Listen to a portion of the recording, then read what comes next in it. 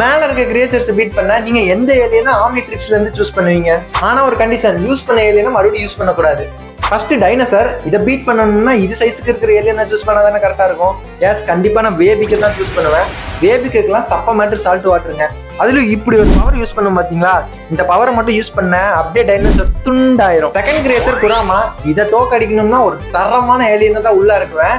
என்ன ஏலியன்னு உங்களுக்கே தெரிஞ்சிருக்கும். கண்டிப்பா நான் ஏலியனெக்ஸ் தாங்க இறக்குவேன்.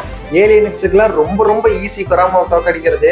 நர்டா ஃபேன்ஸ் ஒத்துக்கலனாலும் அதான் நிஜம், எனக்கு ஒரு நர்டா பிடிக்கும் தான். ஆனா உண்மை தாங்க. மூணாவது கிரியேச்சர் இருந்துட்டு கொசு.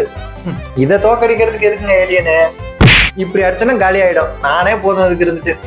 நெக்ஸ்ட் டைட்டனோவா, இதை தோக்கடிக்கணும்னா கண்டிப்பா நல்லா ஸ்ட்ரென்த்தா இருக்கிற ஏலியனை தானுங்க உள்ள இருக்கணும். நான் இறக்கி விட்டேன்னா கண்டிப்பா ஹியூமங்கஸோர் தான் இறக்கிடுவேன். அது வெறும் ஹியூமங்கஸோர் இல்ல, அல்டிமேட் ஹியூமங்கஸோர் இறக்கி விட்டுருவேன். ஸோ பயங்கர ஸ்ட்ரென்த், எபிலிட்டி எல்லாமே இருக்கும் அதுகிட்ட.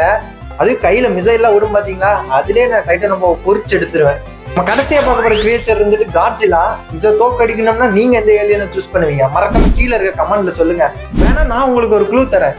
ரெட்டு, ப்ளூ, ஒயிட்டு, இது 3 கலந்த ஒரு ஏலியனால காட்ஜிலாவை தோக்கடிக்க முடியும். ஸோ உங்களோட ஏலியன்ஸும் நீங்க சொல்லுங்க. நான் சொன்ன ஏலியனை முடிஞ்ச அளவுக்கு கண்டுபிடிக்க ட்ரை பண்ணுங்க.